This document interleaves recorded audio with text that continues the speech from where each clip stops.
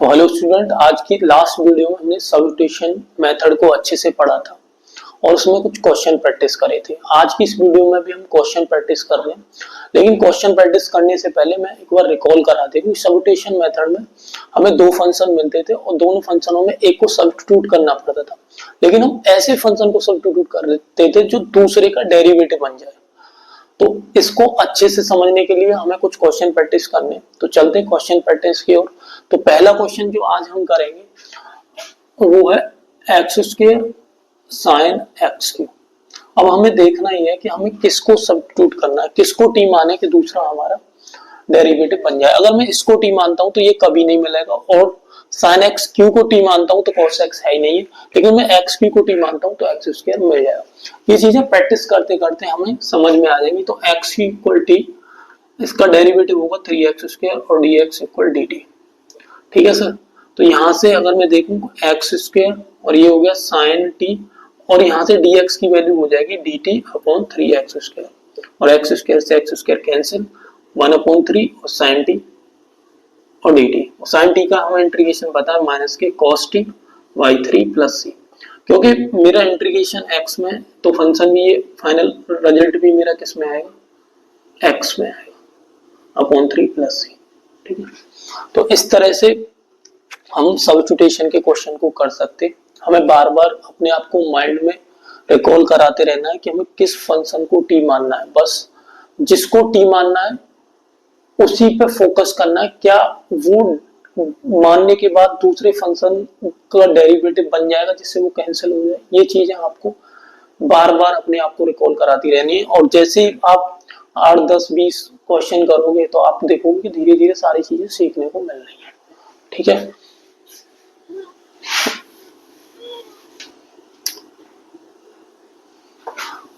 अब जो दूसरा क्वेश्चन करेंगे हम, दूसरा क्वेश्चन कौन सा रहेगा, वो रहेगा सर x अपॉन e की पावर x स्क्वायर। ये भी मैं भी सोच सोच के बना बना के कर रहा हूँ। तो यहाँ हमें ये देखना है कि किसको मैं टी मानूं। मुझे पता है कि एक्स स्क्वायर को टी मानने पर ये कैंसिल हो जाएगा, तो एक्स स्क्वायर को क्या मान लूंगा मैं टी, तो ये हो जाएगा 2x dx बराबर dt। तो यहाँ पे मुझे x और ये क्या मिल जाएगा e की पावर t, और ये आ जाएगा dt अपॉन 2x, और x x कैंसिल हो जाएगा सर, ये होगा 1 अपॉन e की पावर t और dt। है कि नहीं? क्या हो गया, लाइट में दिक्कत हो गई।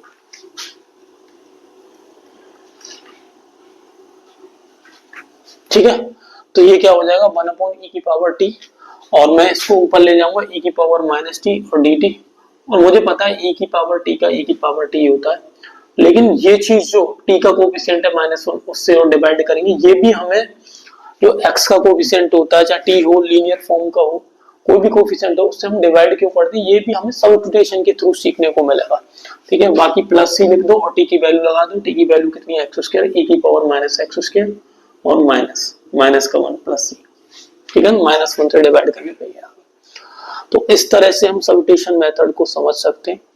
तो एक बार खुद कर लो, करने के बाद जब सारे क्वेश्चन में करा दूंगा, फिर खुद से प्रैक्टिस क्वेश्चन लगाना, चाहे इन्हीं को एक बार रिपीट करना। ठीक है। अब जो नेक्स्ट क्वेश्चन है वो लेते हैं।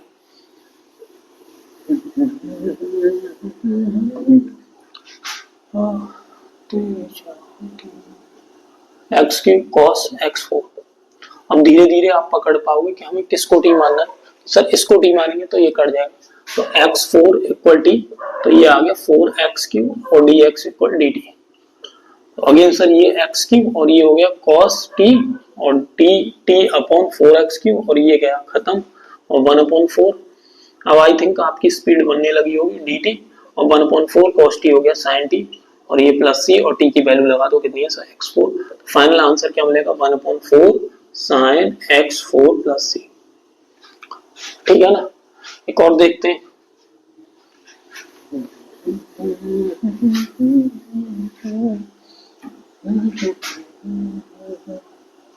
cos square x sin x dx। ठीक है। तो यहाँ पे अगर मैं sin x को डी मानता हूं तो cos स्क्वायर तो बनना नहीं है, अगर मैं cos x को डी मानता हूं तो sin x बन जाएगा। तो cos x को अगर मैं सर t मानता हूं तो क्या हो जाएगा, ये माइनस के sin x और dx इक्वल dt। तो फाइनली मेरे को क्या मिलेगा, ये t स्क्वायर हो जाएगा और ये sin x तो कटने वाला है, जैसे ही मैं dx की वैल्यू लूंगा dt इक्वल माइनस के sin x और ये खत्म माइनस के t स्क्वायर। और टी स्क्वायर का मुझे पता है टी की रेस्पेक्ट में इंटीग्रेशन है तो कितना हो जाएगा, टी की पावर 3/3 प्लस सी, और टी की वैल्यू कितनी है सर, cos x का होल क्यूब बाई 3 और प्लस सी माइनस आंसर। ठीक है, तो इस तरह से हम कर पाएंगे सॉल्यूशन के क्वेश्चन। और करते हैं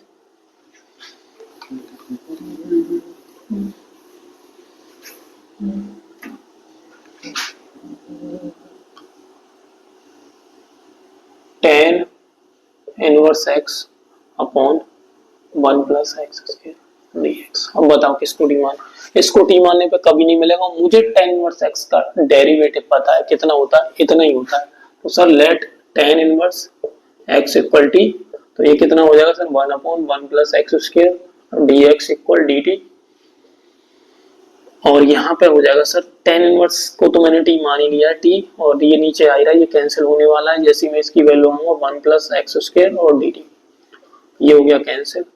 तो मुझे क्या मिलेगा, t और dt, और t का इंटीग्रेशन क्या होगा, t square by 2 plus C, और t स्क्वायर की वैल्यू लगा दो tan inverse x square by 2 plus सी।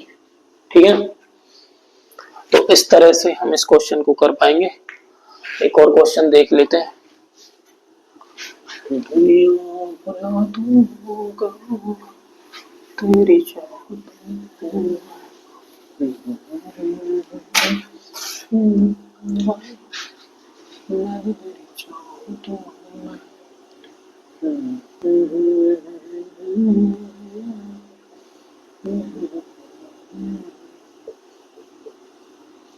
देखो, बस यहाँ प्लस है और यहाँ माइनस है, तो किसको टी माने, ओब्वियसली नीचे वाले को मानेंगे, ऊपर वाला बनेगा, क्योंकि इसका डेरिवेटिव क्या हो जाएगा, e की पावर माइनस एक माइनस का माइनस, तो इसको मैं नीचे वाले को क्या मान लूंगा, टी मान लूंगा, तो ऊपर वाला क्या हो जाएगा, बन जाएगा, ये आ गया e की पावर x का, e की पावर x, और इसका भी हो जाएगा e की पावर x का माइनस, तो माइनस x का माइनस 1 होगा, डेरिवेटिव चेन रूल से तुम्हें पता ही है, और ये आ गया dx इक्वल dt, ये बन गया।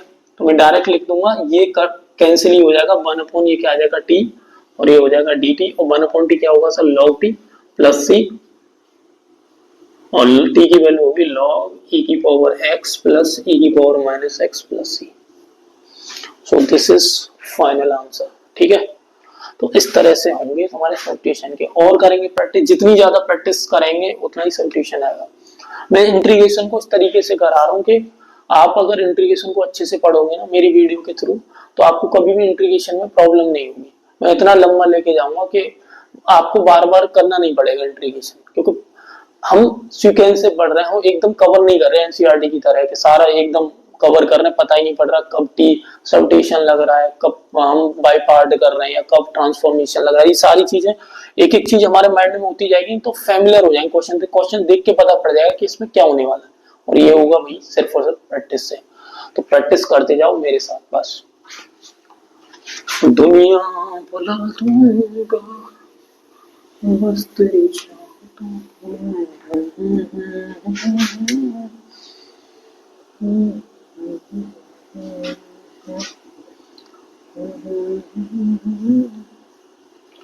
cos x e की पावर x, तो ये बनेगा, और एक है e की पावर x, इसी का डेरिवेटिव मैं सोच रहा हूँ, तो ये कितना हो जाएगा x प्लस, क्योंकि अगर मैं इसको t मानता हूं तो ये यही बनेगा, क्या देख लेते हैं, x e की पावर x बराबर t, तो x छोड़ेंगे पहला इसका डेरिवेटिव, फिर इसको छोड़ देंगे, फिर x का 1 और dx बराबर dt, तो मैं e की पावर x को मान लूंगा तो क्या आएगा x प्लस 1, ठीक है ना, और dx बराबर dt, बस बन गया ऊपर वाला। तो ये कितना आ जाएगा, ये तो कैंसिल ही हो जाएगा, डायरेक्ट करूंगा मैं 1 अपॉन cos t और dt। ठीक है सर, 1 अपॉन cos t कितना हो जाएगा, ये हो जाएगा सर sec t और dt। अब तुमको sec t का इंटीग्रेशन नहीं पता होगा कितना होता है, लेकिन जब हम फर्स्ट सेकंड पढ़ेंगे तब ये sec t tan t सारे के सारे तो मैं इनके इंटीग्रेशन पता हो। तो फिलहाल के लिए आप याद कर लो, इसका इंटीग्रेशन होगा sec t का log sec x यानी sec t plus tan t plus c, और t की वैल्यू लगा तो log sec, t की वैल्यू क्या है सर, x e की power x plus tan x e की पावर x और प्लस c। ठीक है, तो फिलहाल के लिए याद करना है। बाकी हमने अभी तक 7-8 फॉर्मूले पढ़े, उन्हीं के बेस पे चल रहा है, और कैसे कैसे हमने करे उन फॉर्मूले ये भी हमने अच्छे से जाना है। 2 फॉर्मूले हमने बनाए भी थे, एक तो tan x का बनाया था जो कि log sec x था, एक cot x का बनाया था log sin x था। बाकी अभी sec x का है तो sec x का भी आएगा, सारे 1 बाय 1 आते चलेंगे। एक और क्वेश्चन कर लेते हैं, पहले हटा दूं इसे।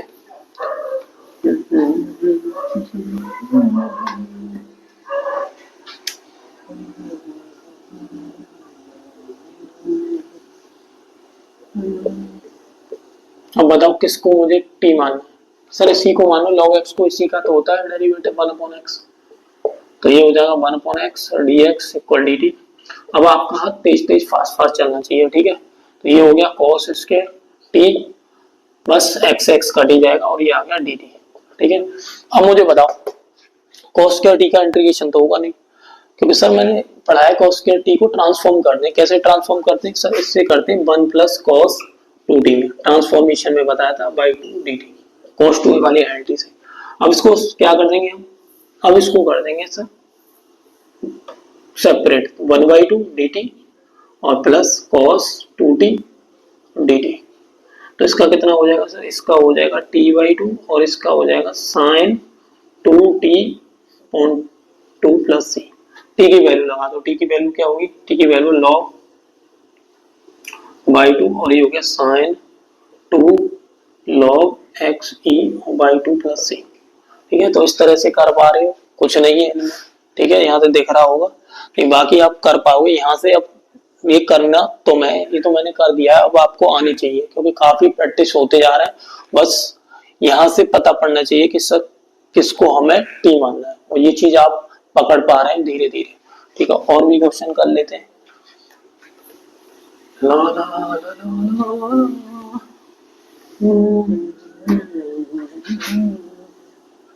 तो ये है क्वेश्चन, बताओ x under x plus 2 dx किसको टी माने, इसको माने तो ये नहीं बनेगा, इसको माने तो ये नहीं बनेगा। तो इस टाइप के क्वेश्चनों को हम करते थे सॉल्यूशन से ही है, लेकिन टी जो मानते हैं ना वो हमेशा रूट वाले को मानते हैं। मानने को किसी को मान लो, हो जाएगा क्वेश्चन, किसी को मानने को, तो मैंने इसको मान लिया, इसको भी मान सकते हैं। तो x प्लस 2 बराबर टी, तो ये आ गया dx बराबर dt। लेकिन यहाँ मैं देख पा रहा हूँ x तो बनाया नहीं है, कोई दिक्कत नहीं है, लेकिन मैं x को रिप्लेस तो कर सकता हूँ यहाँ से, x क्योंकि फंक्शन पूरा t में लेना है, तो x क्या आ जाएगा t माइनस के 2, तो x की वैल्यू क्या आ जाएगा t माइनस 2, और इसकी वैल्यू मुझे पता है under root 2, under root t, और t मतलब हाफ हो गया, और ये होगा dt। अब इसका मल्टीप्लाई कर सकता हूँ, ये 1 है और 1 और हाफ, एक और आधा, डेढ़ यानी 3/2 हो गया dt, और माइनस के सेपरेट करके 2t हाफ। ये बात आप समझ रहे होगे, ठीक है। तो ये t 3/2 कितना आ गया है, x की पावर n से हो जाएगा सर t की पावर 3/2 प्लस 1 और 3/2 प्लस 1, x की power n n plus 1 upon minus 2, और ये हो गया t की पावर, ये भी n प्लस 1 हो जाएगा और नीचे भी n प्लस 1 हो जाएगा। बाकी सिंपल कर ही लोगे, ये बन गया t 5/2 बन जाएगा और नीचे 5/2 बन जाएगा, और यहाँ पे बन जाएगा 2 t 3/2 और नीचे भी 3/2 बन जाएगा। बाकी t की वैल्यू लगानी है, t की वैल्यू क्या है x प्लस 2, आंसर आ जाएगा। ओके, प्लस c भी लगाना है, ठीक है। अब धीरे धीरे मेरे तो समझ में आ रहा है, तुम्हारी समझ में आ रहा है कि नहीं, ये प्रैक्टिस करके पता चलेगा तुमको।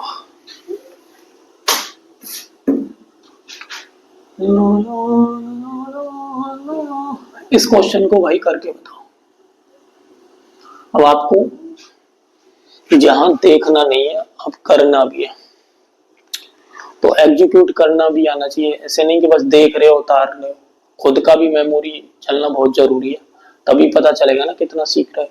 तो इसको ट्राई करके बताओ कि इसको कैसे करेंगे सर।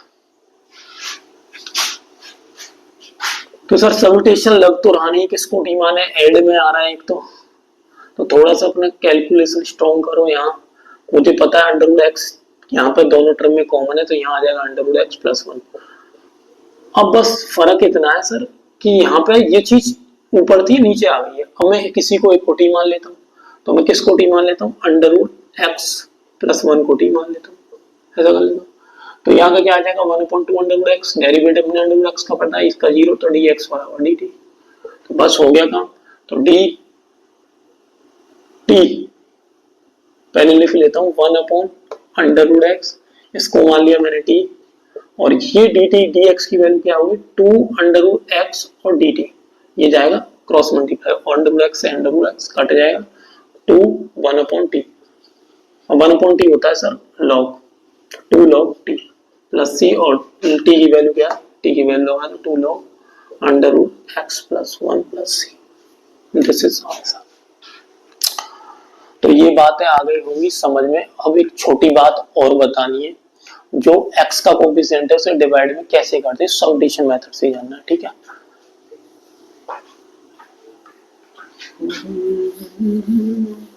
तो इस टाइप के मैंने बहुत क्वेश्चन करा दिए, बाकी आपकी समझ में आ गया होगा। एक बार एनसीईआरटी से भी देख लेना।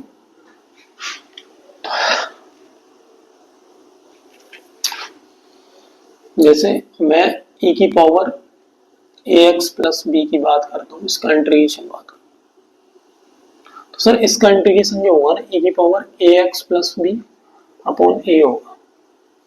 क्यों सर? क्योंकि सर e की पावर x का जो इंटीग्रेशन होता है e की पावर x ही तो होता है, e की पावर x का e की पावर x ही होता है, डेरिवेटिव भी सेम होता है। बस यहाँ पे जो ये लीनियर फॉर्म आई है, बस जो x का कोफिशिएंट है उसको क्या कर दिया मैंने, डिवाइड कर दिया मल्टी उसके कोफिशिएंट से x के से। अब ये जानना है कि डिवाइड कैसे हुआ है, तो देखो सब्स्टिट्यूशन से कैसा, इसको मैं t मान लेता हूँ, ax plus b equal t। तो इसका डेरिवेटिव करूंगा, a x का हो जाएगा dx और b का 0 और ये हो गया dt। अब यहाँ पे मैंने t मान लिया, e की पावर e क्या हो गया t, ठीक है। और यहाँ पे dx की वैल्यू क्या हो जाएगी, डिवाइड में जाएगा, ये हो जाएगा dt अपॉन a। तो मेरा 1/a तो कांस्टेंट है, e की पावर t और dt। अब 1/a तो कांस्टेंट है, e की पावर t का क्या हो जाएगा, e की पावर t इंटीग्रेशन हो जाएगा और प्लस c, और t की वैल्यू क्या है सर, t की वैल्यू 1/a e की पावर ax प्लस b, यही तो, और प्लस c। तो यहाँ पे मैं देख पा रहा हूँ e की power ax plus b upon a plus c तो आ रहा है, ये चीज और ये चीज। तो इसका मतलब क्या हुआ कि सर ये जो है ना, ये x का कोफिशिएंट डायरेक्ट हम अगर इसका इंटीग्रेशन कर रहे हैं तो हमें पता है सब्स्टिट्यूट होके इसका कोफिशिएंट का मल्टीप्लाई या डिवाइड में आ जाएगा, इसका जो मल्टीप्लाई हो रहा है x का। तो अगर मैं डायरेक्ट इंटीग्रेशन बात करूं sin a x plus b, तो आपको सोचना नहीं है ज्यादा, तो इसका लिख देना है माइनस के cos a x plus b और अपॉन a, बस। अगर मैं बात करूं cos ax plus b dx, तो आपको सोचना नहीं है, sin ax plus b upon a। तो इसका क्या हो रहा है, x के कोफिशिएंट का डिवाइड ही हो रहा। और देखना, जैसे मैं बात करूं sir sec square ax plus b dx, तो sec x था हमें पता है 10x, लिख दो बस, बस x का कोफिशिएंट कौन है, a प्लस c, ठीक है। ऐसे ही अगर मैं कोसेक की बात करूं sir, cosec square ax plus b dx, तो क्या हो जाएगा cot, वो भी माइनस का ax प्लस b होने। तो यहाँ पे ax प्लस b आ रहा है, चाहे px प्लस q आ जाए, चाहे 2x प्लस 1 आ जाए, हमें x का कोफिशिएंट देखना, हमें लीनियर फॉर्म देखनी है और x के कोफिशिएंट से डिवाइड कर देना है। बाकी सेम फॉर्मेट है, जो जिसका फॉर्मूला है, जिसका इंटीग्रेट है वही करना है, और लीनियर वाले जो x का कोफिशिएंट है उससे डिवाइड कर देना। ये है सब्स्टिट्यूशन फॉर्म। तो आई होप मेरी बातें समझ में आ रही होगी। आज की इस वीडियो में ये इतना ही रखेंगे, बाकी